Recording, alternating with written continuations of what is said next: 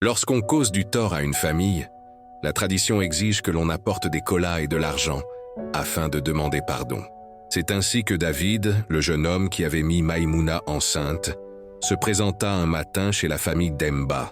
Il était accompagné de sa mère et de sa tante. Ils furent reçus dans le salon, en présence de Demba, de Kadi et de Mabinti. Maïmouna, elle, n'était pas là. Par crainte des représailles de son père, elle avait trouvé refuge chez sa belle-mère, Korotoumi.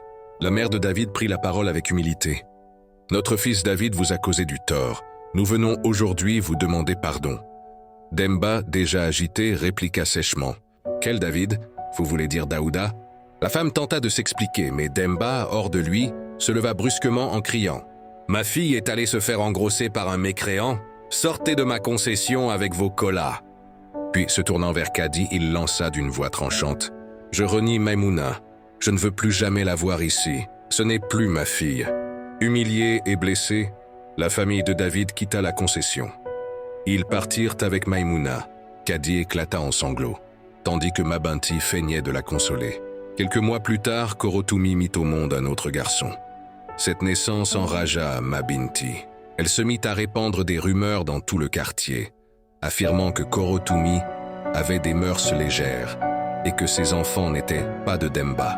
Et il se trouvait que Korotoumi entretenait effectivement des liens secrets avec un ancien compagnon. Bien avant son mariage, la rumeur enfla, se propagea de bouche en bouche, jusqu'à parvenir aux oreilles de Demba. Fou de colère, Demba répudia Korotoumi et ses enfants sans chercher à comprendre davantage.